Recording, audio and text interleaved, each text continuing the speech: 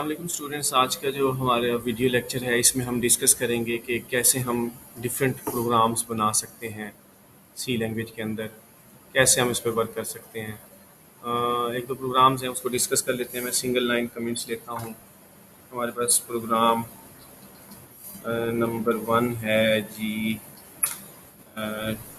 Right a program that takes height and width from user using scanf function and print calculate area of square। ये हमारे पास एक programme है, कैसे हम इसको करते हैं इसको हम डिस्कस कर लेते हैं। अब इसके लिए हमारे पास हेडर फाइल्स होनी चाहिए, हैश इंक्लूड। आपने ये तमाम हेडर फाइल्स लगानी हैं जो हमारे पास ज़रूरी होती है। हेडर फाइल लगाया, दूसरी हेडर फाइल हमारे पास है जी hash include console input output dot h, ये दूसरी हेडर फाइल है। हमारे पास वॉइड मेन है, ये मैंने मेन लगाया फंक्शन, उसके बाद मैंने करली ब्रेसेस लगाता हूँ।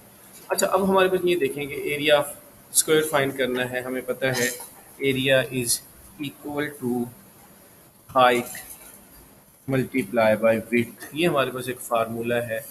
अच्छा, याद रखिएगा when you are going to develop और write some computer programs, there are always two things you need to remember.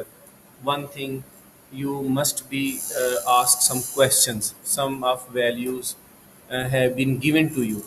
कुछ values आपको given होंगी, and but some values you have to find, आपने उसको find करना होता है। अच्छा, अब हमें क्या है, हमने कंप्यूटर को दो values देनी है scanf फंक्शन के थ्रू, height and width, और कंप्यूटर हमें एरिया देगा। अब इसका मतलब ये है कि जो इक्वल साइन है इसकी राइट साइड पे ये स्कैनएफ और ये स्कैनएफ होता है। हमेशा इक्वल साइन की राइट साइड पे हमेशा हमेशा स्कैनएफ का फंक्शन यूज़ होता है। ये इनपुट वैल्यूज़ होती हैं जो हमें गिवन होती हैं, और लेफ़्ट साइड पे जो है ना हमारे पास जो है ना हम ये आउटपुट वैल्यू होती है। यहाँ पे हम स्कैनएफ का फंक्शन यूज़ करेंगे, और जब एरिया कैलकुलेट हो जाएगा उसको हम प्रिंट एफ के थ्रू डिस्प्ले करेंगे। Let's start. हमारे पास क्या है, मैं जो है वैल्यूज़ ले लेता हूँ। फ्लोट हमारे पास एक एरिया है, एक हमारे पास हाइट है, एक हमारे पास विड्थ है। अब मैं लिखता हूँ जी print f enter the height of square, height square लिखें, और मैं यहाँ लिखता हूँ जी scan f percentage f address operator height मैंने लिखा। Next we have to write again the printf statement for width. Enter the width. What is the width of that square? You have to enter it during execution time. और इसको मैंने scanf किया, scanf के बाद percentage f लगाऊंगा यहाँ पे, address operator यहाँ पे width है। अच्छा, अब यहाँ तक का प्रोग्राम अगर हम देखें कंप्यूटर में कैसे डिस्प्ले होगा। आपको पता है कोई भी प्रोग्राम है, any program, it has it follows IPO model. IPO model क्या होता है? Input processing output. First thing is input, that is our input. अब मैं इसको कैसे चलाता हूँ, R+F9 किया, वन एरर इज़ देयर, इसकी वैल्यू वो कह रही है आप यूज़ करनी है। कंपाउंड स्टेटमेंट आपने एंड नहीं की, मैं इसको एंड करता हूँ, मैं इसको R+F9 करता हूँ, दोबारा Ctrl+F9 करता हूँ। Enter the square, enter the height of square मैं कहता हूँ 12, एंटर द विड्थ मैं कहता हूँ जी 20.3।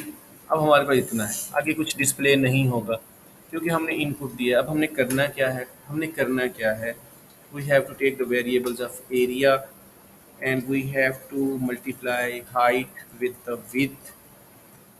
width। अब हाइट हमारे पास मौजूद होगी जो यूज़र इनपुट करेगा, जो विड्थ भी यूज़र इनपुट करेगा, वो यहाँ स्टोर होगा।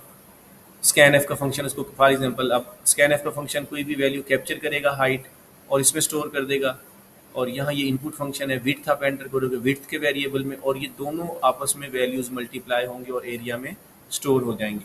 आखिर में हम डिस्प्ले करेंगे printf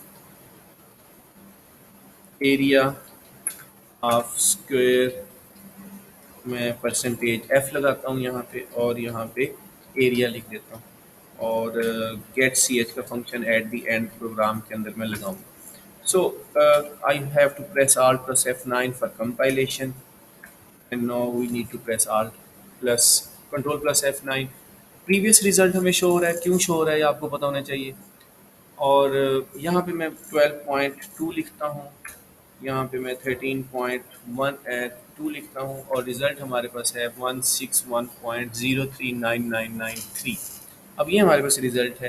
तो इसमें कुछ चीज़ें देख लेते हैं. अब यहाँ पे हमारे पास क्लियर स्क्रीन का फंक्शन आएगा, क्लियर स्क्रीन का फंक्शन आएगा. अब हम देखते हैं, हम चाहते हैं कि हमारे पास ये अलहदा लाइन पे हो, वैल्यू अलहदा लाइन पे हो. तो हम क्या करेंगे, जैसे मैं आपको दोबारा कंपाइल करता हूँ, Alt plus F9 control plus F9, मैं कहता हूँ जी वैल्यू 12 पॉइंट, आप कोई भी वैल्यू लिख रहे हो 34.23, ये अलहदा लाइन पे हो और ये वैल्यू 34.23 न्यू लाइन के ऊपर हो और ये 50 पॉइंट, ये वैल्यू हमारे पास नेक्स्ट किसी लाइन पे हो.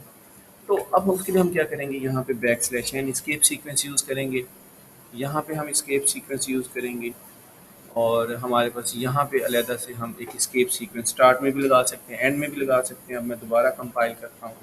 अब हमारे पास यहाँ वैल्यू शो हो रही है 45.3, 56.3. अब जैसे ही हम रिजल्ट देखेंगे, area of square is equal to 2550.389893.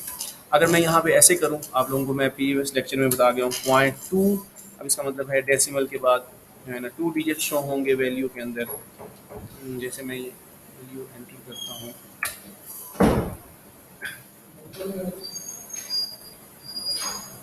और उसके बाद हमारे पास एक वैल्यू है 3 पॉइंट, ये मैंने शो किया. अब हमारे पास पॉइंट के बाद जो है ना पॉइंट के बाद 77. अब ये हमारे पास क्या है, डेसिमल नंबर्स हैं, कैसे हम इनको डिस्प्ले करते हैं. अच्छा, अब ये हमारे पास फील्ड विड्थ स्पेसिफायर है. पॉइंट के बाद जो है ना 2 डेसिमल नंबर को शो होंगे, अगर मैं नहीं लिखता तो 6 डेसिमल नंबर शो होंगे.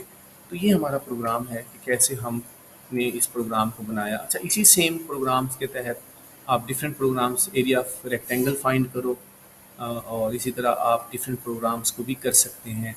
लॉजिक को समझना है और स्कैन एफ करना है, लॉजिक बनाएं, इसकी प्रोग्रामिंग करें. अगर तो कोई प्रॉब्लम है मुझे कमेंट सेक्शन के अंदर लाजमी बताएं, डिस्कस करें. Thank you very much students, have a nice day.